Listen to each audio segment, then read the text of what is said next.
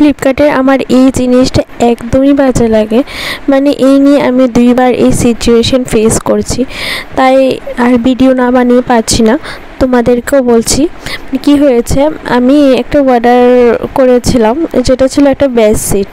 তো ওইটা আমার কথা আসার কথা ছিল আজকে।